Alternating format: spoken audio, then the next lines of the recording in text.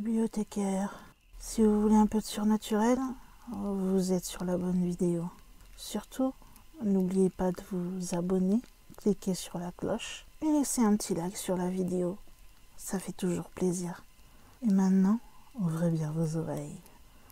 Bonjour chers amis bibliothécaires, j'espère que vous allez bien, qu'il ne fait pas trop chaud là où vous êtes. J'espère que depuis que j'ai enregistré cette vidéo, les températures se sont un petit peu abaissées et que l'on puisse respirer un peu mieux. Mais je vous retrouve quand même aujourd'hui pour une nouvelle vidéo. Vous savez, surtout avec les chaleurs de cet été, que pour m'écouter, je vous conseille grandement d'abord de vous installer confortablement. Si vous voulez faire l'étoile de mer pendant que je vous raconte mon histoire, il n'y a pas de souci. Et surtout, n'oubliez pas de prendre une boisson près de vous, car cela est très utile. Et peut-être quelques petites friandises, si jamais vous en avez envie. En tout cas, si vous êtes prêts, nous allons pouvoir tranquillement commencer cette nouvelle vidéo. Aujourd'hui, je vais évoquer avec vous différents témoignages. La dernière fois, j'avais fait des témoignages qui se passaient dans les hôpitaux. Cette fois-ci, j'ai pris témoignages de personnel qui travaille dans la police. Tous ces témoignages ont été écrits par des policiers sur un fil de discussion qui leur était réservé, où ceux-ci pouvaient raconter leurs histoires les plus effrayantes qu'ils avaient vécues ou dont ils avaient été témoins, et cela bien sûr dans le cadre de leur fonction. Donc nous allons pouvoir commencer avec le premier témoignage. Mon père, maintenant à la retraite, était officier de la police du Bihar.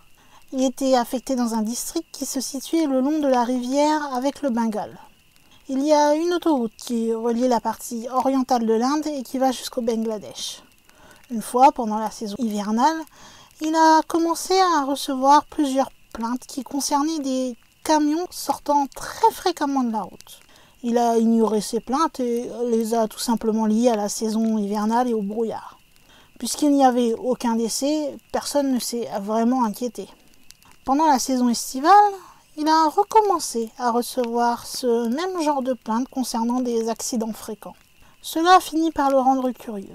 Il a demandé aux informaticiens de recueillir des données sur les dernières années. Il a alors découvert que tous les accidents étaient signalés à moins de 100 mètres de l'autoroute, et seulement entre 2 et 3 heures du matin. Puis, il a décidé un jour qu'il allait rester sur place quelques jours. Il a alors construit un poste de police temporaire qu'il a situé un peu avant le virage, pour qu'il soit protégé.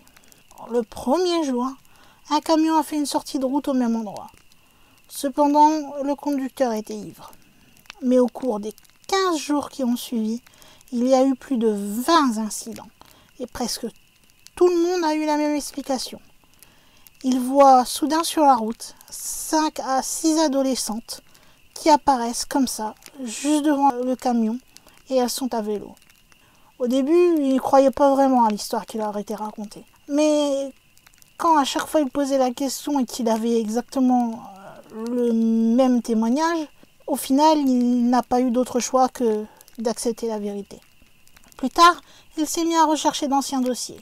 Et étonnamment, il a découvert qu'il y a longtemps, un accident s'était produit lorsqu'un camion qui était en survitesse avait fauché des écolières à bicyclette, exactement au même endroit où se situent les accidents actuellement. Deuxième témoignage. Un inspecteur basé au Maharashtra, qui s'appelle Badoule, a eu un informateur. Celui-ci a informé la police qu'il connaissait quelqu'un qui pourrait les aider à résoudre le cas du meurtre insensé d'un enseignant de 25 ans qui venait du village voisin de Kouy. L'inspecteur a accompagné l'informateur et il a rencontré un fermier. Celui-ci les a emmenés dans un champ désert où se dressaient les ruines d'un temple. Lorsqu'ils sont arrivés, un vieil homme qui était dans le temple était en train de réciter un mantra. Il a soufflé dans une conque et a demandé à un esprit d'apparaître. L'inspecteur a alors entendu une voix dans sa tête qui lui a dit qu'il pouvait trouver l'âme qui a tué la jeune fille. À sa grande surprise, l'inspecteur a trouvé un couteau taché de sang au même endroit. Les tests qui ont été faits au laboratoire ont montré que ce sang correspondait à celui de la victime. Lorsque le propriétaire de la cour où le couteau a été retrouvé, il a été confronté à l'arme et il s'est effondré et a fini par avouer son crime. Troisième témoignage. Je peignais mon camion dans mon atelier avec la porte du garage qui était à ce moment-là ouverte. Une fois que j'ai fini, je me suis retournée et j'ai vu une femme debout sur le porche. Elle a dit « Ça a l'air bien ». Je mesurais environ 6 ou 7 pieds à cette époque. J'ai appelé ma femme avec un air un petit peu interrogateur, mais avant que celle-ci n'arrive, la femme du porche avait disparu. Elle n'a pas disparu dans une bouffée de fumée ou s'est estompée lentement. Elle était tout simplement partie. Elle semblait aussi réelle que n'importe qui que j'aurais pu croiser dans la rue. Plus tard, 2 de mes officiers ont arrêté une femme qui marchait dans le brouillard sur un tronçon de route isolé au milieu de la nuit. Ils ont rempli une carte de contact avec son nom, son sexe, sa date de naissance, son adresse, etc. Ils lui ont alors proposé de la raccompagner chez elle et elle est montée sur le siège arrière. Quand ils sont arrivés, elle est descendue, les a remerciés, puis est partie dans le brouillard. Tous les vieux fermiers connaissent cette femme. Elle avait travaillé dans leur champ pendant des années et était décédée il y a de cela 35 ans. Quatrième témoignage. Mon oncle était le shérif d'une petite ville et il nous a raconté cette histoire. À l'époque, il y avait un journaliste local, Bob. Il se présentait toujours à chaque activité policière majeure comme les grosses épaves de voitures ou les incendies ou n'importe quoi d'autre. En fait, il venait à chaque fois que quelque chose méritait d'être rapporté dans le journal local. Bob aimait déconner avec les gens et il s'amusait à tapoter derrière leurs oreilles quand il arrivait. Malheureusement pour lui, il avait un grave cancer du poumon et il en est mort assez soudainement. Sa femme l'a enterré, contre son gré car il voulait être incinéré. Les 2 semaines qui ont suivi après les funérailles, les gens n'arrêtaient pas de parler qu'ils avaient tout simplement vu Bob lorsqu'il y avait des accidents ou des incendies. Enfin, dès que quelque chose sur lequel il aurait pu venir pour parler dans son journal avait lieu, c'était comme s'il était encore là. Il y avait au moins 20 à 30 rapports, que cela soit aussi bien des civils comme des membres de la force de l'ordre, qui déclaraient l'avoir aperçu. Mon oncle n'y a pas vraiment cru, jusqu'au soir où lui et ma tante se sont présentés chez nous. Ils étaient pâles comme un linge. Nous lui avons demandé ce qui s'était passé et il a dit qu'il était tout simplement assis sur son canapé chez lui, en train de regarder la télévision. Mais il n'arrêtait pas de se gratter l'oreille, encore et encore. Finalement, il s'est retourné pour voir s'il n'y avait pas quelque chose qui pendait ou si c'était pas sa femme qui l'embêtait. Et il vit Bob, qui se tenait là, derrière lui. Mon oncle s'est levé d'un bond, il a juré et il a attiré l'attention de ma tante, qui à son tour s'est retournée et qui a vu aussi Bob chez elle. Dès qu'ils ont tous les deux pu établir un contact visuel avec lui, il a souri. Il s'est retourné, a traversé le salon et a finalement franchi la porte d'entrée. Il a fermé celle-ci derrière lui après son départ. À ce moment-là, mon oncle et ma tante ont couru chez nous. Mon oncle l'a vu 2 fois de plus après cela, confirmant à chaque fois qu'il avait l'air de plus en plus usé. Mon père en a conclu qu'il était en train de se décomposer et que son fantôme ne faisait que refléter le processus de décomposition. Maintenant, depuis que mon oncle m'a raconté cette histoire, chaque fois que mon oreille me démange, j'ai la chair de poule. 5e témoignage. J'ai travaillé comme policier dans une petite ville dans les années 90. Une nuit, je patrouillais dans la ville en hiver. Nous avions plusieurs maisons abandonnées en ville, alors on nous avait dit de les surveiller. J'ai conduit près d'une maison vers 19h. Environ 2 heures plus tard, je repasse devant cette maison et je remarque que la porte arrière est grande ouverte. Lorsque je regarde la neige sur le sol pour voir s'il y a des traces de pas autour de la maison, je n'en vois aucune. J'ai alors appelé le répartiteur et je leur ai dit que j'enquêtais sur une porte ouverte et je leur donnais l'adresse de la maison. Je sors de la voiture et je me dirige vers cette fameuse porte ouverte. Je sors ma lampe de poche et j'éclaire l'intérieur. La maison avait manifestement été en grande partie vidée. Les murs de plâtre avaient été démolis et il y avait des tas de débris partout. J'étais sur le point de sécuriser la porte quand j'ai entendu un bruit sourd qui venait de l'étage. Et ça ressemblait beaucoup à des rires d'enfants. Alors, à ce moment-là, je décide de crier « Service de la police, descendez !» À ce moment-là, il n'y eut plus aucun bruit. Non, plus aucun rire d'enfant. Je commence alors à me frayer un chemin à travers la cuisine pour arriver jusqu'au salon où se trouvent les escaliers. C'est alors que 2 fois de plus, je veux entendre quelque chose à l'étage. Mais comme je n'ai pas de réponse, je commence à penser que c'est peut-être tout simplement un animal. Je monte et là, tout se calme, plus un bruit. L'étage est relativement petit. Il y a simplement un couloir en haut des escaliers qui a une chambre à droite, une chambre à gauche et une tout au bout du couloir. Alors, quand j'arrive en haut des escaliers, j'entends un bruit sourd dans la chambre de gauche.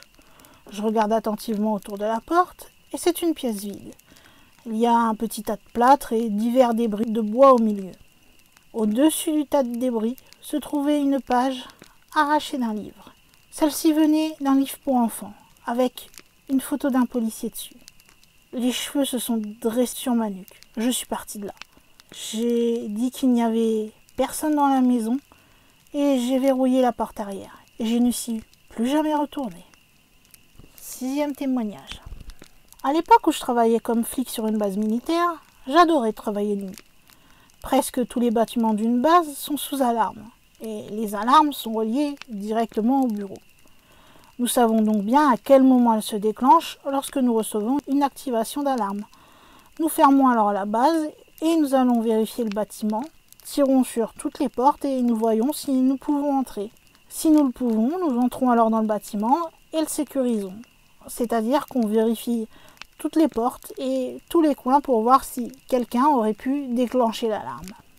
Eh bien, une nuit, et que j'étais en patrouille avec mon partenaire, nous avons été appelés pour répondre à une activation d'alarme à l'école primaire. Nous y sommes allés, nous avons sécurisé le bâtiment et nous avons appelé pour prévenir que le bâtiment était totalement sécurisé. À peu près un quart d'heure, 20 minutes passent et il y a de nouveau une notification d'activation de l'alarme. Nous retournons là-bas, nous revérifions encore. Mais là, il y a une porte de maintenance ouverte qui mène à une chaufferie. Nous allons voir, mais il n'y a rien dedans. Nous la fermons, la verrouillons et nous partons. 20 minutes s'écoulent et encore une fois une autre alarme. Nous répondons que c'est pas possible puisque toutes les portes sont toujours verrouillées et on peut entrer par nulle part. Mon partenaire et moi sommes chacun allés d'un côté et de l'autre de l'école pour voir si quelqu'un était là ou qui s'amusait à tirer sur les portes pour déclencher l'alarme. Mais nous n'avons trouvé personne. Nous nous sommes assis et nous avons regardé, mais rien ne s'est passé. Juste au moment où nous étions sur le point de partir, on reçoit encore une nouvelle activation d'alarme. Alors que l'on est encore assis, on voit le gardien du bâtiment qui se présente. Et nous commençons tout simplement à marcher avec lui. On vérifie toutes les salles de classe, les salles de maintenance. Et c'est alors que on découvre qu'une des portes de maintenance était ouverte et que les lumières étaient allumées dans la pièce. Cette pièce avait littéralement la taille d'un placard. Nous regardons à l'intérieur, mais il n'y a personne. Et puis, de toute façon, lorsqu'on ferme cette porte, elle se verrouille. En regardant de plus près, nous voyons une empreinte de pieds nus. Comme si quelqu'un avait marché dans l'eau et avait laissé son empreinte sur le sol. Elle ressemblait beaucoup à celle d'un petit enfant. Cela nous a fait flipper parce que personne n'avait signalé aucune disparition d'enfant. Et tout le bâtiment était dégagé et totalement verrouillé. Personne n'était parti, personne n'était entré, et nous avons vérifié chaque centimètre de cet endroit. À ce jour, mon partenaire refuse d'aller dans cette école. En parlant de ça, les écoles sont vraiment effrayantes quand elles sont vides. Je vais m'arrêter là, car j'en avais d'autres sous la main, mais je me suis dit que cela ferait peut-être une vidéo un peu trop longue par rapport à mes vidéos habituelles et je n'avais pas vraiment envie de vous faire une vidéo de la taille d'un flash info d'1 heure, si vous voyez ce que je veux dire. Nous verrons plus tard peut-être La prochaine vidéo sera la suite de ces témoignages.